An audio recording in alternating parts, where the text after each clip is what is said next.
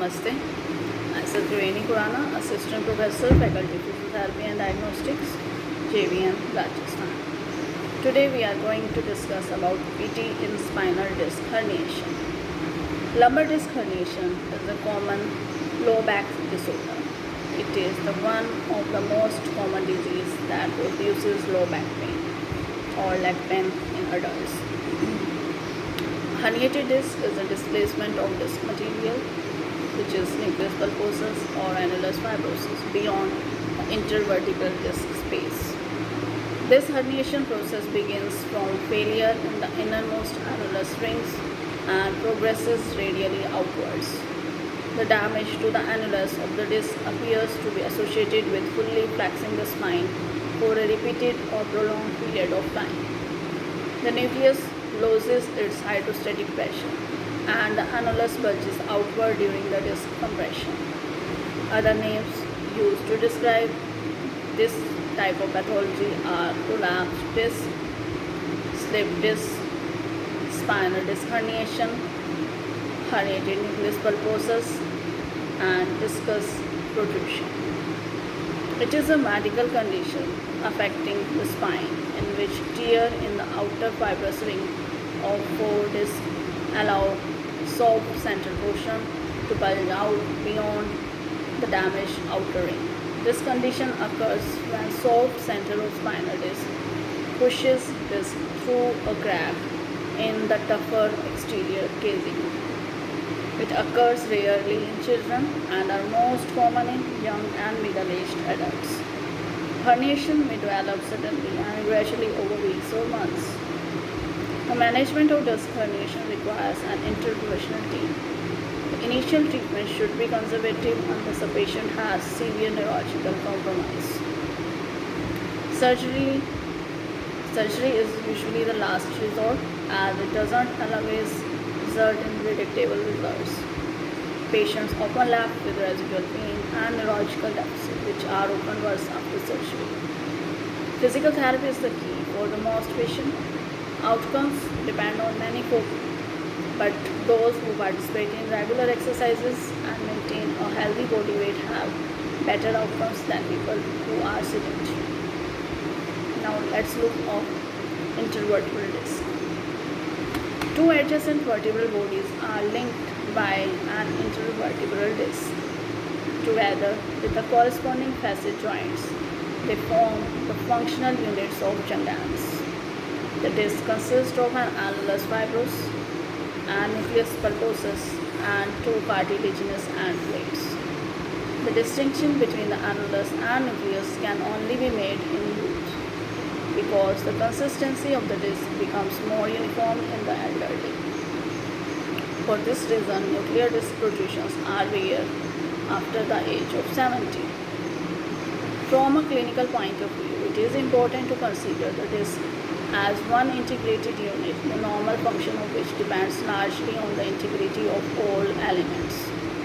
That means the damage to one component will create adverse reactions in the others. The disc contains an end plate, annulus fibrosus, and nucleus pulposus. An intervertebral disc is composed of annulus fibrous, which is a dense collagenous ring encircling the nucleus pulposus. This herniation occurs when part or all the nucleus pulposus protrudes through the annulus fibrosus. The most common cause of disc herniation is a degenerative process in which, as human age, the nucleus pulposus becomes less hydrated and weakens. This process leads to progressive disc herniation that can cause symptoms. The second most common cause of disc herniation is trauma. Other causes include connective tissue disorder and congenital disorders such as short pedicles. Disc herniation is most common in the lumbar spine, followed by cervical spine. A high rate of disc herniation in the lumbar and cervical spine can be explained by an understanding of biomechanical forces in the flexible part of the spine. The thoracic spine has a lower rate of disc herniation. Repetitive mechanical activities like twisting, bending, outbreaks can lead to disc damage. Living a sedentary lifestyle, poor posture, obesity, tobacco abuse can also cause disc prolapse. Now, what is the pathophysiology behind it? The disc consists of annulus fibrosus and the nucleus pulposus. The vertebral canal is formed by vertebral bodies, intervertebral discs and ligaments on the anterior wall, and by the vertebral arches and ligaments on the lateral wall. The spinal cord lies in this vertebral canal. The pathophysiology of herniated disc is believed to be a combination of mechanical compression of the nerve by the bulging nucleus pulposus and local increase in inflammatory chemokines. A tear can occur within annulus fibrosus. The material of the nucleus pulposus can track through this tear and into the intervertebral or vertebral foramen to impinge neural structure. The changes consist of nuclear degeneration, nuclear displacement and stage of fibrosis.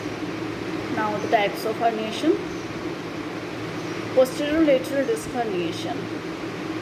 Protrusion is usually posterolateral into vertebral canal.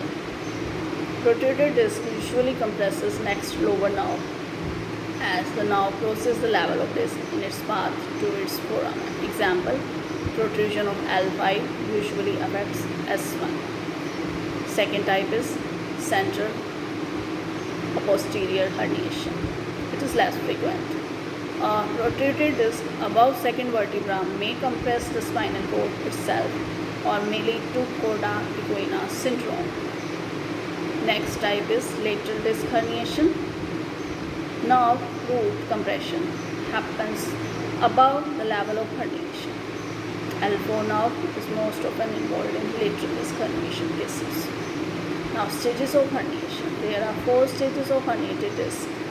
Bulging, which is the extension of the disc margin beyond the margins of the adjacent vertebral and blades. Next is protrusion. The posterior longitudinal ligament remains intact, but nucleus pulposus impinges on the annulus fibrosus. Next stage is extrusion. The nuclear material emerges through the annular fiber, but the posterior longitudinal ligament remains intact. Next is sequestration. The nuclear material emerges through the annular fiber and the posterior longitudinal ligament is disrupted. A portion of nucleus pulposus has protruded into the epidural space. Now, what's the epidemiology status? The incidence of herniated disc is about 5 to 20 cases per 1,000 adults annually and is most common in people in their 3rd to 5th decade of life with a male to female ratio 2:1. In 95% of the lumbar disc herniation, the L4, L5 and the L5-S1 discs are affected. Lumbar disc herniation occurs 15 times more than cervical disc herniation and is important cause of lower back pain. The prevalence of symptomatic herniated lumbar disc is about 1 to 3%, with the highest prevalence among people aged 30 to 50 years, with a male-female ratio 2:1, same. In individual aged 25 to 55 years, about 95% of herniated disc occurs at the lower lumbar spine. Disc herniation above this level is more common in people over 55 years.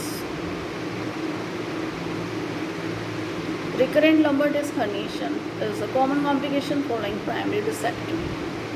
The cervical disc herniation is most effective 8% of the time and most often at the level of C5, C6 and C6, C7. Now, a history and examination of cervical spine. For the disc herniation under cervical spine, in the cervical spine, C6, C7 is the most common herniation disc that causes symptom mostly radiculopathy. History in these patients should include the chief complaint, onset of symptom where the pain starts and radiates. History should include if there are any past treatments. On physical examination, particular attention should be given to weakness and sensory disturbances, their myotomes and dermatomal distributions. Typical findings of solitary nerve lesion due to compression by herniated disc in the cervical spine as C5 nerve involvement. In this, neck, shoulder, scapula pain, lateral arm numbness, weakness during shoulder abduction, external rotation, elbow flexion, forearm supination, and the reflexes affected are biceps and brachioradialis. In the case of C6 nerve involvement, neck, shoulder, scapula, lateral arm, forearm, hand pain, along with lateral forearm, thumb, index finger numbness, weakness during shoulder abduction, external rotation, elbow flexion, forearm supination and pronation is common, and the reflexes affected are biceps and brachioradialis. In case of C7 nerve involvement, neck, shoulder, middle finger pain are common, along with the index, middle finger and palm numbness. Weakness on the elbow and wrist are common, along with weakness during radial extension, forearm pronation and wrist flexion may occur, and the reflex affected is triceps. In the case of C8 nerve involvement, affected regions are neck, shoulder, medial forearm pain, numbness of the medial forearm, medial hand. Weakness is common during finger extension, ulnar extension, distal finger flexion, extension, abduction and reduction, along with during distal thumb flexion, and no reflexes are affected in C8 nerve involvement. In case of T1 nerve involvement, pain is common in neck, medial arm and forearm, whereas numbness is common on anterior arm and medial forearm. Weakness can occur during thumb abduction, distal thumb flexion and finger abduction reduction, and no reflexes are affected in T1 nerve involvement. Now the history taking lumbar spine involvement, heart disc herniation. In the lumbar spine, herniated disc can present with symptoms including sensory and motor abnormalities limited to specific myotome. History in these patients should include chief complaints, onset of symptoms where the pain starts and radiates. History should include if there are any past treatments. A careful neurological examination can help in localizing the level of compression, the sensory loss, weakness, pain location and reflex loss associated with the different levels. Typical findings of solitary nerve lesion due to compression by herniated disc in lumbar spine as follows. L1 nerve involvement causing pain and sensory loss common in the inguinal region.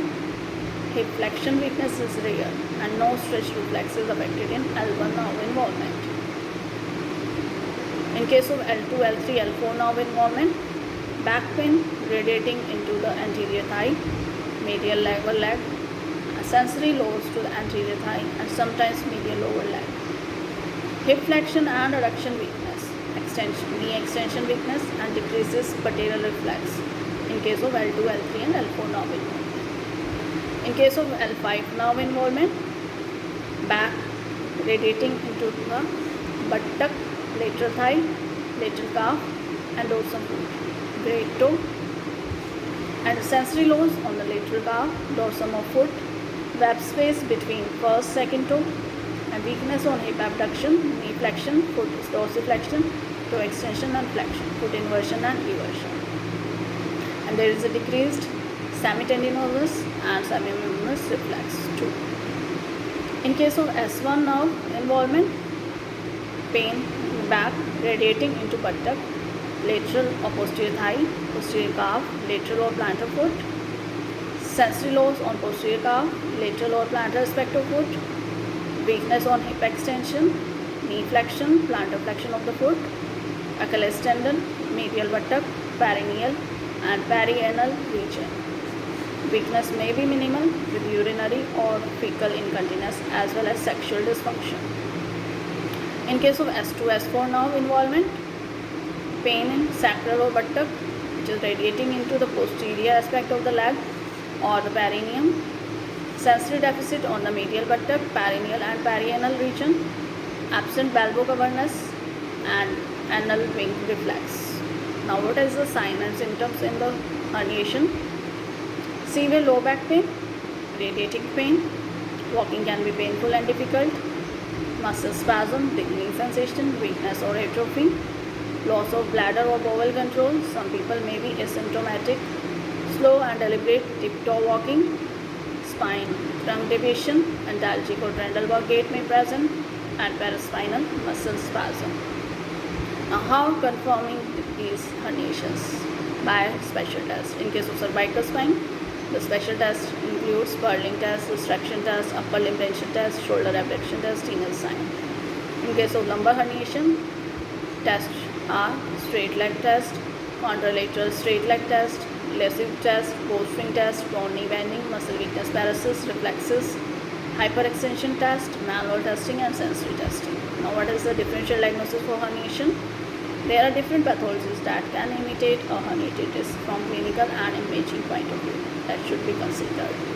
And these lesions include those originating from vertebral body, intervertebral disc, including disc cyst, intervertebral foramina such as neuromyomas, intraphyseal joints, synovial cyst, epidural spaces causing hematoma and epidural abscess, and other different actions include spondylolysis, spondylolisthesis, Corda-Equina syndrome, mechanical pain, myofascial pain, muscle spasm, trauma, osteomyelitis, ankylosing spondylitis, neoplasm, peripheral vascular disease, OA, hip, sacroiliac joint disease, peripheral nerve lesions. Now, what are the complications for herniated disc?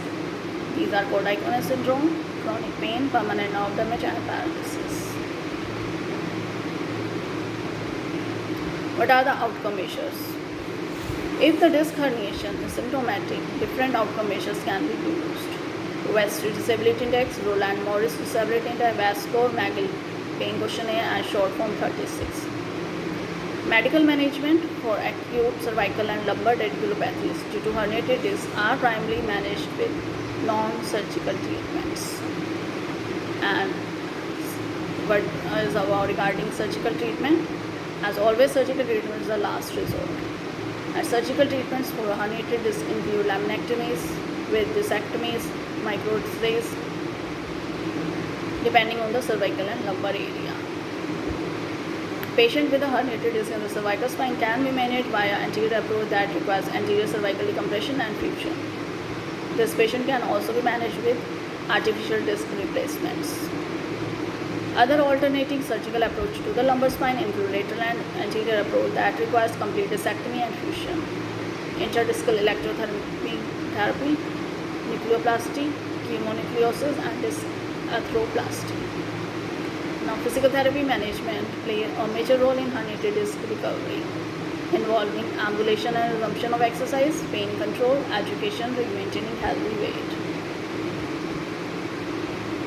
Physical therapy program recommended for the treatment of pain and restoration of functional and neurological deficits associated with symptomatic disc herniation, including active exercise therapy, aerobic activity, directional prophylaxis, McKenzie approach, flexibility exercises, proprioception coordination, balance exercise with the help of medicine ball, wobble board, tilt board, and strengthening exercises. Other than these, motor control exercises, stability exercises,